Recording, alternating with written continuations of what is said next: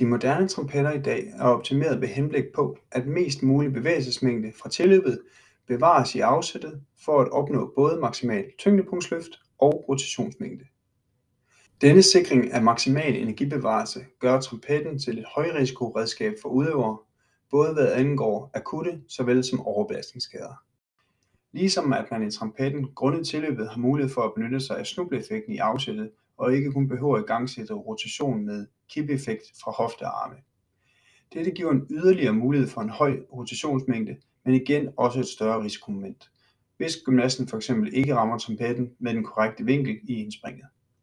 Der findes mange forskellige trompetter, og de fleste med mange justeringsmuligheder.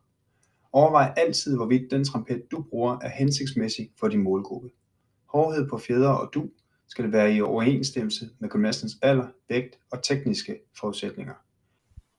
For tilpasning af dette kan man f.eks. ændre på antallet af trompettens fjedre. Man bør gå efter, at fjedrene kan udstrækkes så meget som muligt, uden at gymnasten træder igennem og rammer gulvet. Og som det unikke for trompetten modsat trampoliner, skal man også forholde sig til vinklen på trompetten, som også skal passe til målgruppen.